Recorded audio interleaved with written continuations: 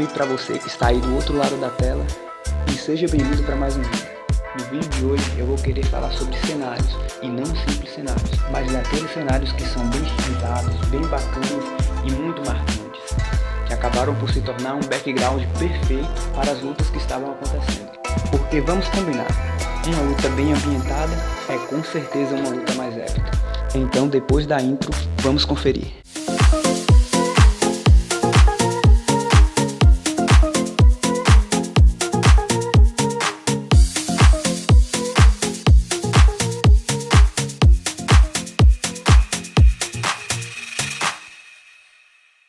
A primeira luta com um cenário espetacular que eu quero citar é a que está acontecendo recentemente.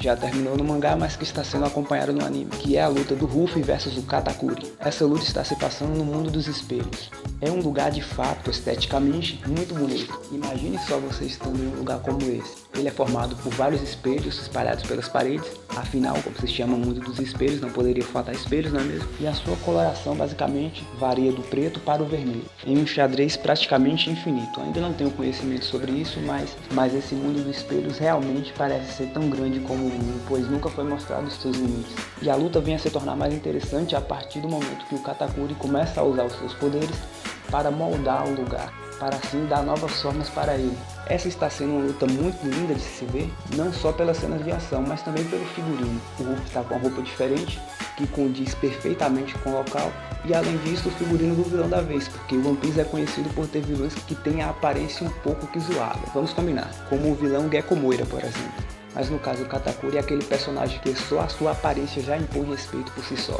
O Eiichiro Oda simplesmente está reunindo vários aspectos para tornar a luta a melhor possível, a mais marcante possível, equilibrando ótimos contrastes entre figurino, entre o cenário, entre os impactos de poderes e até mesmo com a evolução da quarta marcha do Ruffy, que até o momento era um pouco zoada, muito desproporcional. Daí nessa luta veio o modo Snake Man, dando uma relativa melhorada. Então essa é uma luta bem completa, porque só o combate em si já está sendo bem da hora, que envolve muita exploração das habilidades de ambos os personagens. E juntando tudo isso que eu já citei, essa luta sim vai se tornar épica. Antes que eu me esqueça, é ainda importante falar que esse mundo / cenário simplesmente não tem um formato definido. É uma mistura de várias formas geométricas e ainda por cima consegue manter o padrão tanto no teto quanto no piso. E entre o teto e o piso com certeza tem vários pilares construídos. Esse mundo espelhado em questão é formado pela fruta Mira Mira no Mi, fruta da própria irmã do Charlotte Katakuri. E eu garanto que se eu passasse por lá, eu não ia sair antes de tirar várias selfies. E se você achou bonito, saiba que esse é apenas o primeiro dos backgrounds que eu vou citar aqui no vídeo. Então, vamos ao próximo. Que o espaço é infinito e bonito, acho que ninguém pode negar. E dentre toda essa infinidade, nós desfrutamos de um específico lugar chamado Mundo Vazio, onde ocorreu a luta do Torneio do Poder do último arco de Dragon Ball Super. E vou mandar a real, que lindo era ver aquelas estrelas. Aquele background roxo cheio de brilho, com certeza bem bonito e marcante. Deu um toque especial a cada uma das lutas. Talvez para alguns pode ter sido algum cenário que passou despercebido, mas se você reassistir essas lutas e pararem para prestar mais atenção no cenário, vocês com certeza vão achar muito belo, porque definitivamente ele é. Imagine aí se nas noites nosso céu fosse tão estrelado e belo assim. Felizmente uma quantidade satisfatória de episódios se passaram no Torneio do Poder, dando pra gente a oportunidade de desfrutar muitos e muitos minutos de um cenário tão belo.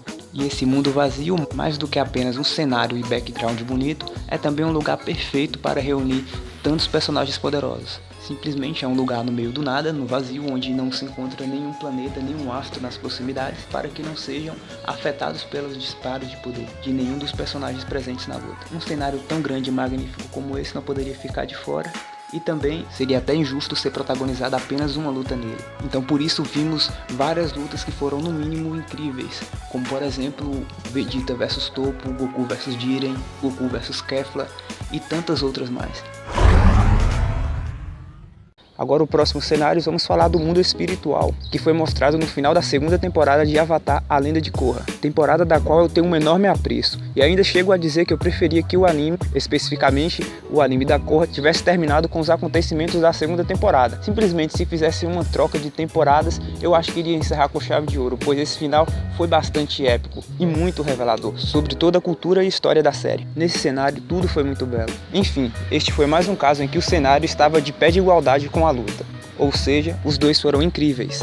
O que mais me chama a atenção nesse cenário, com certeza é o seu céu roxo, que vai se mesclando com uma aurora boreal verde. Mas os atributos belos desse cenário não param por aí, pois também tem vários outros aspectos interessantes, como por exemplo, todos os picos e montanhas bastante pontiagudas e escurecidas para dar um ar de mistério. A vegetação, por ora seca e morta, e por outra viva com um tom fantasioso. E tudo isso vai mostrando um pouco do aspecto do que realmente é Avatar. Nesse mundo dos espíritos também é apresentado alguns seres que são bem diferentes do mundo normal. Sou levado a acreditar que nunca, em nenhum momento da franquia de Avatar, tanto a lenda de Aang quanto a lenda de Korra, teve uma luta tão bem ambientada, pois essa de fato era incrível. Quanto à luta, ela também foi bastante importante para a série, pois depois dela que começou um evento importante para o anime chamado de Convergência Harmônica, onde restauraram os dominadores de ar que até então estavam escassos. E além disso, também abriu uma brecha entre o mundo físico e espiritual, fazendo que de certa forma os seres espirituais e os humanos convivessem juntos. Como o final dessa segunda temporada visava mostrar um pouco mais da origem do Avatar e de seus poderes, nos apresentando os espíritos primordiais que seriam o Vato e a Rava, nada seria mais justo do que trabalhar bastante no cenário, e o resultado de fato foi positivo. Quanto a essa luta, ela também foi muito interessante e marcante e inovadora para a série, porque ela apresentou o Avatar Negro, como eu tinha dito anteriormente. Então ocorreu um tipo de batalha nunca acontecido antes na história de Avatar. Eu digo que a luta é tão fantástica quanto é, porque ela mostrou novidades no estilo de luta em Avatar, fazendo com que simplesmente a luta se remetessem a proporções gigantescas. E para tornar a luta mais interessante ainda, ela pôde transpassar até mesmo o plano espiritual, que era onde eles estavam, voltando assim para o mundo físico onde os humanos residiam. Vamos combinar, essa batalha de gigantes foi de arrepiar. Seria uma covardia da minha parte deixar de fora essa paisagem, esse cenário, esse monumento artístico, que é simplesmente o Vale do Fim, onde se encontram as estátuas do primeiro Hokage, Hashirama, e do Madara Uchiha. Esse cenário onde encontramos cachoeiras, montanhas, despenhadeiros e muito mais, é tão belo que no anime eles não se limitaram em apenas mostrar uma batalha nesse cenário, mas várias.